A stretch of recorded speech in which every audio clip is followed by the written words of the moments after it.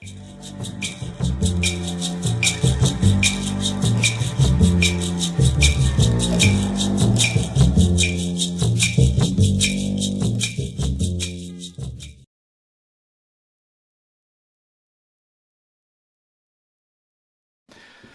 buenas tardes a todas y a todos.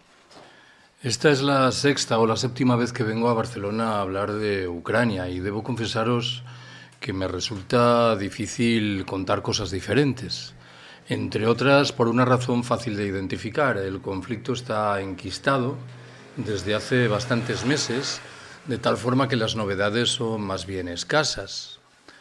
Uno puede prestar atención al debate relativo a la exportación del cereal ucraniano, o puede atender a las noticias que llegan en relación con el grupo Wagner y la presunta muerte de su máximo dirigente, el señor Prigozhin.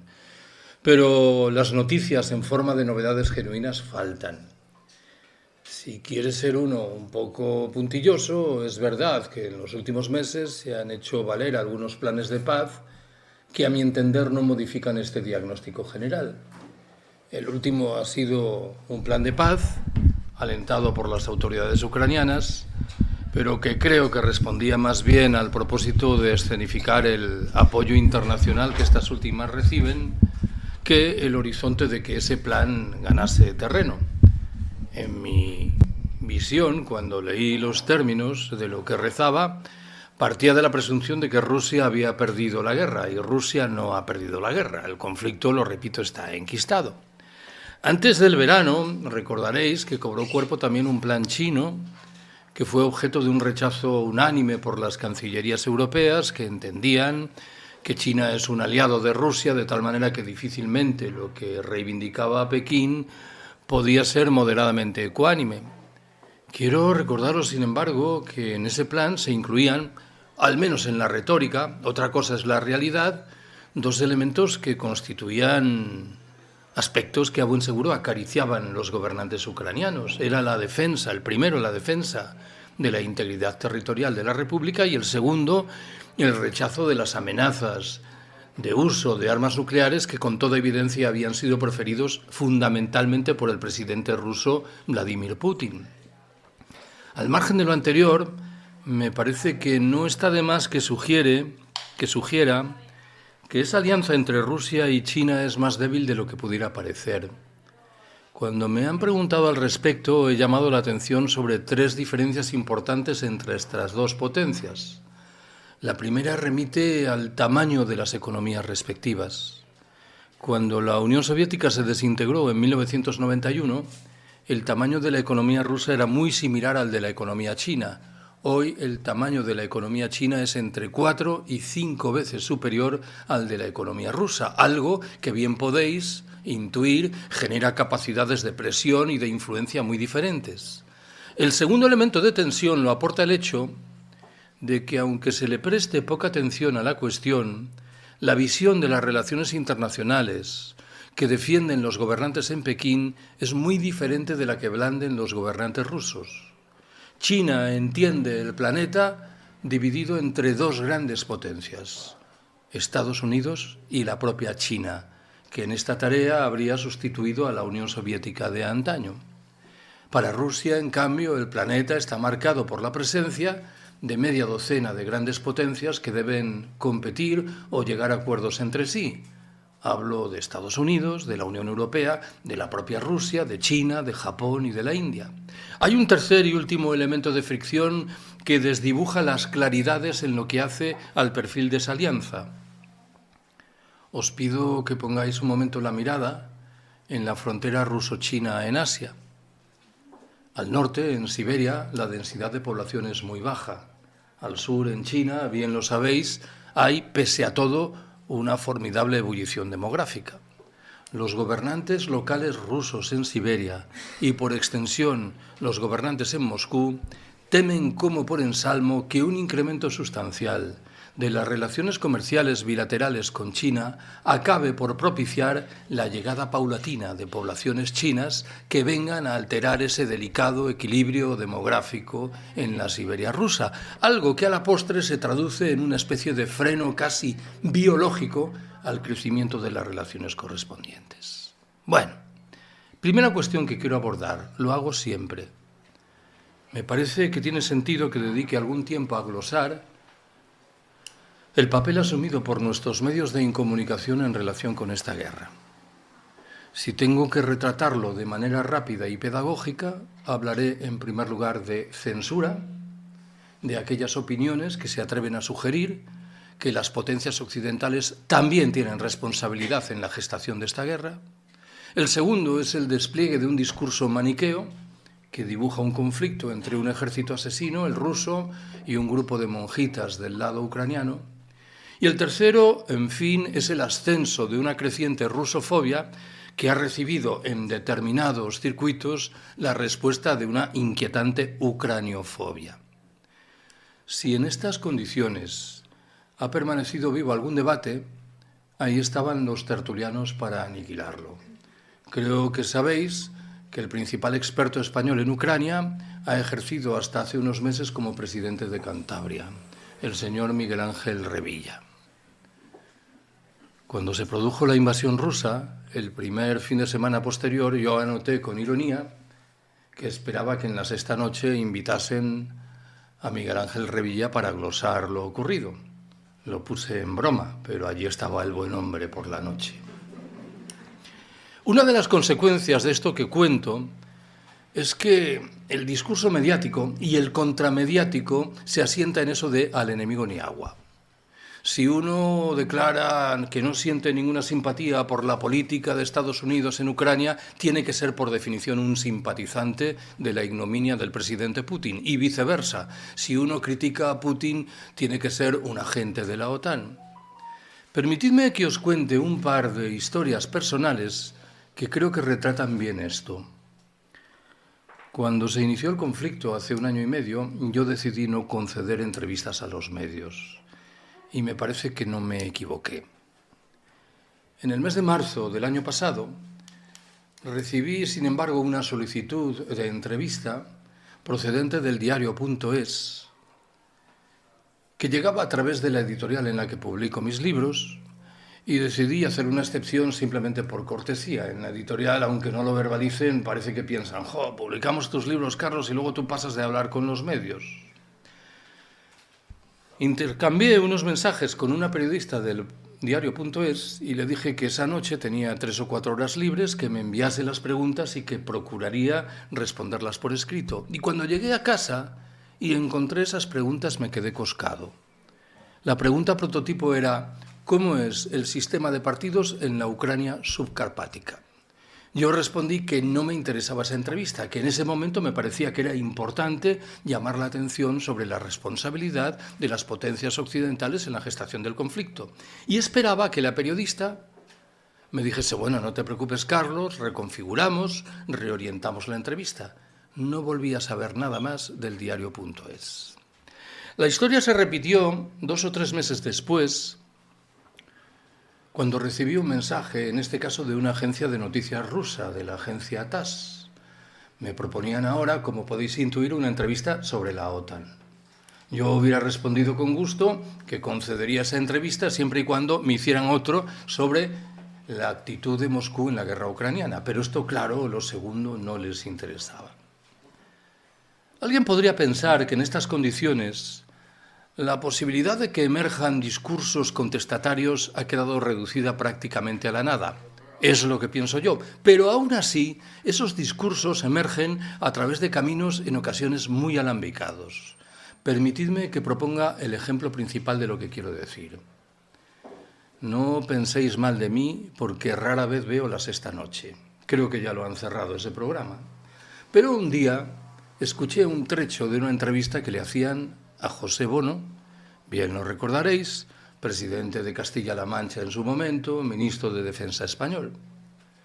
José Bono, no tengo ninguna simpatía ideológica por él, es una persona que se expresa bien, tiene capacidades oratorias notables. Supongo que esas entrevistas están pactadas. El entrevistado sabe que le van a preguntar, porque a veces las respuestas son tan precisas que uno dice, vaya coco tiene este señor. No es que tenga coco, es que sabe qué es lo que tiene que decir. Pero el periodista debió romper la norma y le formuló una pregunta fuera de programa. Le preguntó por Ucrania. Y Bono entró en una profunda zozobra verbal. ¿Por qué? Porque era consciente de que lo que iba a decir no encajaba con el discurso dominante. ¿Y qué dijo?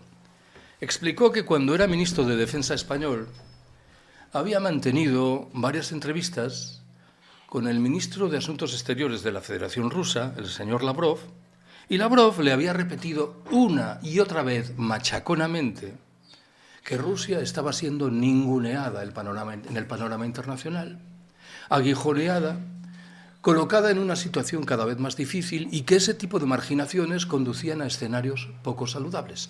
Yo lo he dicho razonablemente bien, pero repito que Bono en ese caso lo que emergió fue a través de una zozobra extrema. No deja de ser curioso que algún otro personaje lamentable, como Javier Solana, en su momento, bien lo recordaréis, secretario general de la OTAN, ha repetido con alguna frecuencia el mismo argumento de Bono.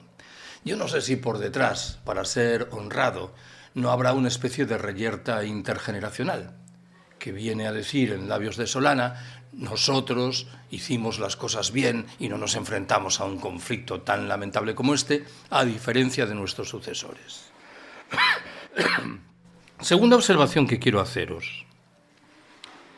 La última vez que estuve en Barcelona, recordé que en 2021 el presidente ruso Putin firmó un artículo. Digo que lo firmó porque no hay muchos motivos para concluir que lo había escrito, era un texto muy complejo, en el que lidiaba sobre una materia tan conflictiva como es la relativa a las fronteras de Ucrania. Y en ese texto, Putin sostenía que buena parte de los conflictos fronterizos se derivaban de decisiones tomadas por los gobernantes bolcheviques en diferentes momentos de la historia de la Unión Soviética. Se refería en singular a tres momentos precisos. El primero era los primeros años de la década de 1920, cuando la República Socialista de Ucrania recibió buena parte de su actual territorio oriental, y en esa parte la cuenca del Donbass.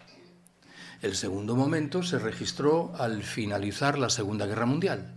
En ese momento, y aunque esto no afecta a las discusiones contemporáneas, Ucrania recibió tierras situadas al oeste, tierras que 3 décadas antes habían formado parte del Imperio Austrohúngaro. La tercera tesitura delicada se abrió camino en 1954, cuando supongo que sabéis, el máximo dirigente soviético del momento, Nikita Khrushchev, se levantó un día de buen humor y para celebrar el 300 aniversario de la alianza histórica entre Rusia y Ucrania, decidió regalarle a Ucrania Crimea, que hasta entonces, en el organigrama de la Unión Soviética, formaba parte de la Federación Rusa. Me interesa prestar atención al momento último y al primero, porque guardan relación con una discusión importante. Aunque a menudo lo olvidemos, por detrás de este conflicto hay un debate relativo a los derechos que cada una de las partes pueden blandir en relación con unos u otros territorios. Empecemos, si os parece, por el final, por Crimea. Parece innegable que los rusos son mayoría rotunda de la población de Crimea desde mucho tiempo atrás. Pero deducir de lo anterior que son los habitantes naturales, sea lo que quiere decir esto, de Crimea, es equivocarse. Hasta finales del siglo XIX, el grupo étnico mayoritario en Crimea lo aportaban los llamados tártaros de Crimea. Vayamos al territorio general de la Ucrania oriental y dentro de ese territorio a la cuenca del Donbass. Los censos ucranianos, elaborados antes de 2014, identificaban en todos los distritos de esta área geográfica una mayoría de población ucraniana. Putin, en su texto, señala que ese territorio fue poblado por rusos que llegaron de otras provincias y viene a sugerir que ese procedimiento de poblamiento fue tranquilo y pacífico.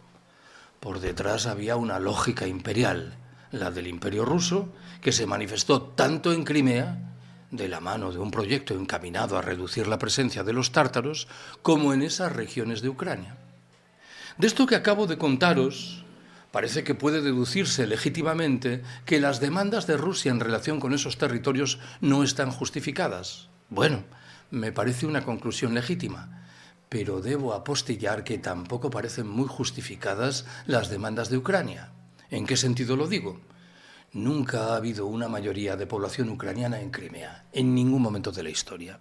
Y en lo que respecta a ese dato que he manejado hace un momento, que recordaba que en los censos anteriores a 2014 había una mayoría de ucranianos étnicos en el este del país, quiero recordaros que eran años de construcción de un Estado-nación, en virtud de los cuales, cuando se elaboraban los censos, lo lógico es que muchas gentes dijesen que eran ucranianas. Hoy no disponemos de datos demográfico-étnicos solventes que nos permitan valorar qué es lo que piensan los habitantes de estos territorios. Tercera observación. He subrayado muchas veces, y lo repito ahora hoy, que Rusia lo ha probado todo o casi todo en los 30 últimos años en su relación con el mundo occidental. Y entre lo que ha probado ha estado la búsqueda de una relación cordial con ese mundo. Esa búsqueda se manifestó en singular en dos periodos razonablemente prolongados. Entre 1991 y 1997, con Boris Yeltsin como presidente de la Federación Rusa, y de nuevo entre 2001 y 2007 con Putin en esa presidencia. Permitidme que concentre la mirada en esta segunda etapa. En la tarde del 11 de septiembre de 2001, el día de los atentados de Nueva York y de Washington, el ya entonces presidente ruso Vladimir Vladimirovich Putin declaró un franco respaldo a las políticas aparentemente antiterroristas que se aprestaba a desplegar su homólogo norteamericano George Bush hijo. Ese respaldo se materializó primero en un franco apoyo de Moscú a la intervención militar norteamericana en Afganistán en el propio otoño de 2001 y 2 años después en un silencio connivente y legitimador de Rusia ante una nueva intervención militar estadounidense ahora en Irak. Tiene sentido que me pregunte qué fue lo que Rusia recibió a cambio de lo que, repito, en un caso, Afganistán, fue un franco apoyo a Estados Unidos y en otro, Irak, fue un silencio connivente. Nada más sencillo que responder a esta pregunta. Rusia no recibió absolutamente nada a cambio. Estados Unidos mantuvo en vigor el programa del llamado escudo antimisiles, que en una de sus dimensiones fundamentales obedecía al propósito de reducir la capacidad disuasoria de los arsenales nucleares ruso y chino. Estados Unidos se negó a desmantelar las bases teóricamente provisionales que había perfilado en el Cáucaso y en el Asia Central para sacar adelante la intervención militar en Afganistán. Estados Unidos no pestañeó a la hora de propiciar una nueva ampliación de la OTAN que en este caso benefició a 3 repúblicas exsoviéticas, las 3 del Báltico. Estados Unidos no dudó en apoyar las llamadas revoluciones de colores que auparon al poder a fuerzas políticas hostiles a Moscú en Georgia, en la propia Ucrania y en Kirguistán. En fin, no consta que Estados Unidos concediese ningún tipo de trato comercial de privilegio en provecho de Rusia. Me temo que en estas condiciones a Moscú no le quedaba más remedio que romper la baraja y buscar una política exterior crecientemente independiente. Ya sé que lo que agrego a continuación no me ha hecho ganar muchos amigos, pero creo que en buena medida el Putin de estas horas es el producto de esto. Ojo, en buena medida. Putin ha sido siempre un asesino, aunque a menudo aquí se olvidase. A mí me hace gracia el énfasis que muchas gentes ponen en la condición asesina de Putin, que era la misma hace 20 años cuando desplegó un genocidio en toda regla en Chechenia. Pero aquí miraban hacia otro lado. ¿Qué digo miraban hacia otro lado? Negociaban activamente con el personaje. Cuarta observación que quiero haceros. En la propaganda oficial rusa se sostiene, como sabéis, que en Ucrania hay un auge inquietante de un proyecto fascista o neofascista. Yo no puedo negar que en muchos estamentos de la vida política ucraniana están presentes personas y fuerzas políticas vinculadas con la extrema derecha. Pero describir Ucrania como un todo, como si se tratase de un país indeleblemente marcado por ese código, me parece que es una distorsión dramática de la realidad. Según una estimación convencional, que admito que tiene un alcance limitado, en el Parlamento ucraniano de los últimos años no toma asiento ningún diputado de extrema derecha. Pero creo que en este caso, a efectos de valorar la situación, es mucho más interesante sopesar qué ocurre en Rusia. Si alguien me pide una valoración rápida del sistema que encabeza Vladimir Putin, diré que es un sistema marcado por un proyecto nacional que a menudo tiene una base étnica, impregnado de un discurso nacional imperial, que defiende los valores tradicionales, la familia y la Iglesia ortodoxa, que se asienta en el universo extremadamente inmoral de los oligarcas, que exhibe lacerantes desigualdades sociales y que se caracteriza por una represión constante contra quienes protestan ante todo lo anterior. Describir esto como un proyecto antifascista, sea cual sea el significado que atribuyamos a este adjetivo, me parece que es literalmente imposible. Quinta observación que quiero haceros. También he contado muchas veces que el año pasado una persona que se expresaba en las redes sociales, que lo hacía de manera cortés y que firmaba con su nombre, sabéis que esto no es muy frecuente, introdujo un reproche que por el lugar en el que estaba colocado se dirigía a mi persona. Mal que bien dijo: quienes estáis en la izquierda dedicáis el 80% de vuestro tiempo a criticar a la OTAN, cuando la guerra de Ucrania reclama consideración de otras muchas cuestiones importantes. No me cuesta trabajo reconocer que tenía una parte de razón, pero repliqué que yo dedicaba una buena parte de mi tiempo, no el 80%, pero una buena parte a criticar a la OTAN en virtud de una razón fácil de expresar. Esta es una posibilidad proscrita en nuestros medios de comunicación. Si tengo pedagógicamente que mostrar cuáles son mis percepciones sobre la OTAN en relación con este conflicto, diré, en primer lugar, que la OTAN es punta de lanza largo de las 3 últimas décadas de una operación de cerco sobre Rusia, materializada en la incorporación de un buen puñado de estados de la Europa Central y Oriental a la Alianza Atlántica y concretada por añadidura en el establecimiento de un reguero de bases militares en torno a Rusia. Muchas veces me he preguntado qué ocurriría si en Canadá y en México, en virtud de las razones que fuesen, llegasen al poder fuerzas políticas hostiles a Estados Unidos que anunciasen su propósito de colocar esos dos países en una alianza militar enemiga de Washington. ¿Pensáis que la reacción norteamericana sería más pulida, tranquila, sosegada que la impresentable reacción de la Rusia putiniana? En segundo lugar, me parece que la OTAN es responsable principal de un activo proceso de tercermundización de buena parte de la Europa Central y Oriental. Si alguien se pregunta, fanfarria retórica aparte, ¿qué buscan nuestros empresarios en ese espacio geográfico?, responderé que buscan materias primas muy golosas, una mano de obra barata y mercados razonablemente prometedores. En tercer lugar, me veo en la obligación de recordar que la OTAN no es una organización militar de estados democráticos. A mi entender, como podéis intuir, la expresión Estado democrático es una contradictio in terminis, pero en fin, me olvidaré de esto. Quiero recordaros que la dictadura portuguesa de Oliveira Salazar, coetánea del franquismo, fue un Estado miembro de la OTAN. Lo fue también otra dictadura, la de los coroneles en Grecia.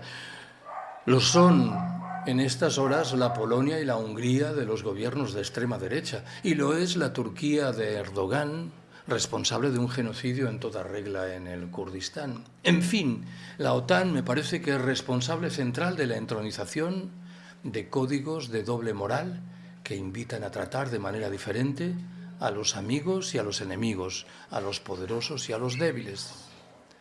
Hace bastantes meses coloqué en las redes sociales un comentario de vocación irónica que más o menos decía: me parece muy bien que a los deportistas rusos se les prohíba participar en las competiciones internacionales. Doy por descontado que se actuará de la misma manera con los deportistas israelíes y norteamericanos cuando los estados respectivos cometan las tropelías a las cuales nos tienen acostumbrados. Debo declarar mi más manifiesta admiración hacia las gentes que aquí han mostrado su solidaridad con quienes huían de Ucrania de una guerra absolutamente execrable. Pero ya antes me pregunté dónde estábamos hace 20 años cuando el ejército del señor Putin machacaba un pueblo entero en Chechenia. Parece que los chechenos no disfrutan de los mismos derechos que los ucranianos. Se ha dicho muchas veces que lo que ocurre en Ucrania es execrable. Ciertamente lo es, pero no es ni más ni menos execrable que lo que Estados Unidos hizo en Irak hace 2 décadas. Y este tipo de olvido de realidades muy similares me parece que tiene que producir inquietud. Sexta observación y penúltima, no os asustéis.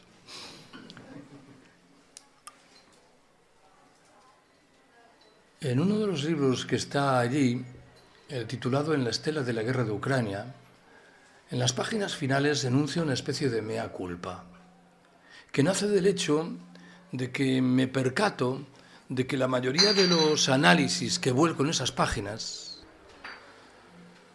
se asientan en la idea de identificar en los estados personas que actuarían como en una obra de teatro. Francia dice tal cosa, Alemania responde lo otro, Rusia mueve sus peones.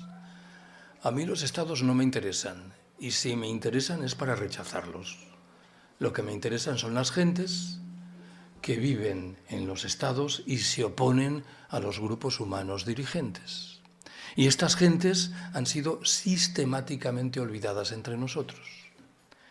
En el inicio del conflicto, la Internacional de Resistentes contra la Guerra pidió que se reconociese la condición de desertores o de insumisos a quienes habían decidido abandonar Ucrania y Rusia. La demanda fue inmediatamente rechazada. A mí lo que me preocupan, y creo que debiera ser la preocupación de cualquier persona razonable y sensible, son esos jóvenes y esos adolescentes que están muriendo en el frente, ucranianos o rusos, y que las más de las veces sospecho que no saben por qué están ahí. Y están porque hay maquinarias militares jerarquizadas que les obligan a hacer lo que tienen que hacer. Siempre que he venido a Barcelona, he recordado que en marzo del año pasado, recién iniciada la guerra, cuando probablemente esta última no exhibía el grado de crueldad que ha acabado por alcanzar, cayó en mis manos una filmación recogida en una carretera en una zona rural ucraniana. Un convoy militar ruso avanzaba por esa carretera y en un momento determinado se topó con un grupo de civiles, 15, 20, 30, que impidieron el paso. Lo primero que ocurrió fue que de uno de los vehículos militares rusos salió un soldado, blandió un fusil ametrallador y disparó varias veces al aire. Inmediatamente, la tanqueta que encabezaba el convoy hizo ademán de abalanzarse sobre los civiles, pero en el último momento se detuvo. Debo confesaros que no sé de dónde procedían estas imágenes y menos sé cómo terminaba la historia, pero en lo que retrataba me interesaba por 2 razones. La primera, en Ucrania había gente que ejercía la desobediencia civil no violenta. La segunda, en ese momento los soldados rusos eran seres humanos. Formulaban la pregunta principal: ¿vamos a pasar por encima de los cuerpos de estos civiles? Estas son las gentes que permanentemente hemos dejado en el olvido. Al principio recordaréis que me refería a esos planes de paz permanentemente fallidos. Entiendo yo que una razón principal, aparte de la ignominia de la política rusa, es la política paralela de las potencias occidentales. A Estados Unidos este conflicto le viene como anillo al dedo. En primer lugar, coloca en posición delicada a la Unión Europea, que es pese a todo un competidor.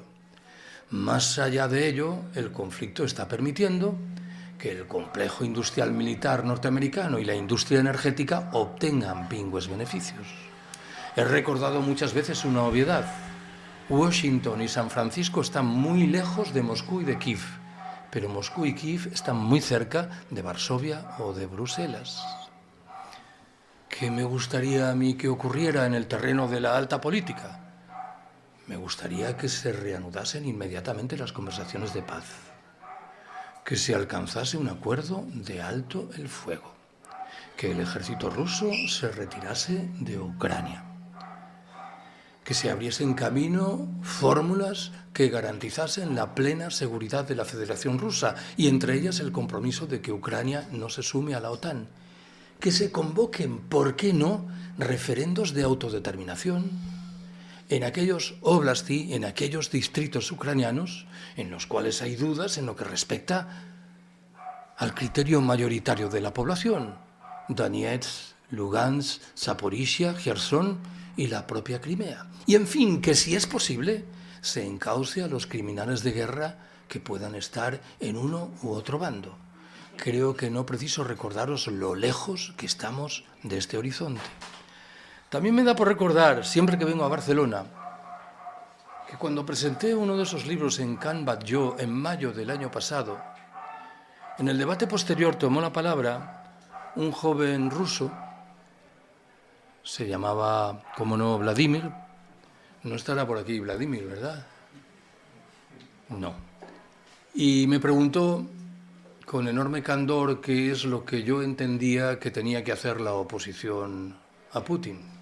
Claro, yo le dije que no sé muy bien lo que tenemos que hacer aquí nosotros, qué lecciones le voy a dar a alguien en Rusia.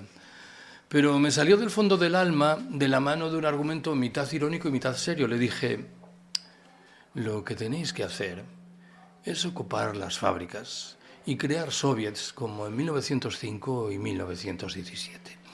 Creo que no le fue de gran ayuda el consejo, pero en fin, yo solventé una situación delicada. Séptima y última observación. Tengo que referirme siempre a esto. Hay amigos y amigas que me quieren mucho y me conocen poco, que sostienen que yo estoy en una posición privilegiada para sopesar algunas de las tramas subterráneas de esta guerra. Dicen, a ver, Carlos, tú has trabajado en la universidad durante 30 años sobre Rusia y llevas menos tiempo trabajando sobre conceptos como de crecimiento y colapso. Nada más sencillo que juntar lo que viene de un lado y lo que viene del otro para formular una reflexión extremadamente lúcida e interesante. Soy manifiestamente incapaz. Solo se me ocurre formular al respecto una reflexión, que es la que hago siempre. Tengo la impresión de que estamos asistiendo a una formidable aceleración de muchos procesos. ¿En qué estoy pensando? Estoy pensando, en primer lugar, y por empezar ahí, en la pandemia, de la mano de la demostración de que era posible sacar adelante un formidable ejercicio de servidumbre voluntaria de poblaciones enteras, que allanaba el camino a un posible proyecto ecofascista futuro. Estoy pensando, en segundo lugar, en un puñado de noticias que llegaron en el otoño de 2021, hace 2 años, y que asumieron la forma de problemas en el suministro de materias primas energéticas, de cortocircuitos en muchos procesos económicos, financieros y comerciales, en un incremento sustancial en los costos de transporte de las mercancías o en ese globo sonda que se hizo valer en Austria en el otoño de 2021 y que señalaba que en adelante las unidades del ejército local se aprestaban a alcanzar una plena autonomía en energía y agua para hacer frente a un posible apagón general y acudir en socorro de la población. El tercer escalón de novedades nos ha llegado de la mano del conflicto ucraniano. Parece innegable que detrás de ese conflicto hay una confrontación relativa a materias primas energéticas cada vez más escasas. Está probablemente también lo que algunos expertos describen como una diversificación en las líneas de creación del valor, por un lado la occidental y por el otro la ruso-china. Se encuentra, a mi entender, la demostración palmaria de que no hay imperio bueno. Quien no se haya percatado de las condiciones de la política norteamericana en Ucrania anda muy ciego ante la realidad. Pero quien piense que hay algún proyecto de justicia y de solidaridad al calor de la Rusia de Putin o de la China de Xi Jinping tiene también graves problemas para comprender lo que ocurre. Nos hallamos, en fin, ante un inquietante proceso de militarización de todas las relaciones. El presidente Putin le ha realizado un regalo valiosísimo a una organización mortecina que se hace llamar del Tratado del Atlántico Norte. El fortalecimiento de la OTAN anuncia militarización, negocios prósperos para la industria de armamentos, crecimiento espectacular en el gasto militar, autoritarismo, represión de las disidencias, injerencias e intervenciones militares, en fin, que ya no van a precisar la etiqueta edulcoradora de humanitarias. Si hace 4 años, termino, alguien me hubiera preguntado si yo pensaba seriamente que estábamos ante un riesgo de colapso general del sistema, yo habría respondido que sí, pero probablemente habría agregado que en razón de mi edad yo no lo iba a ver. Ahora ya no estoy tan seguro de esto último. Si alguien se aviene a sostener que estamos ya en el colapso, yo admitiré que el argumento es sereno y que puede razonarse. Entre tanto, nuestros gobernantes no solo están inmersos en esa vorágine militarista, es que parecen no percatarse de lo que se nos echa encima. Si lo hicieran, habrían abandonado ya la mitología del crecimiento económico, estarían peleando por respuestas de carácter colectivo y estarían asumiendo que tenemos que arbitrar un reparto radical de la riqueza. Esto es lo que al fin y al cabo entiendo yo que está por detrás de un lema que, aunque no resuelve mágicamente todos los problemas, me ha servido de ayuda en el último año y medio en relación con la guerra de Ucrania. El lema de honda raigambre libertaria dice: no a la guerra entre los pueblos, no a la paz entre las clases. Gracias por haberme escuchado.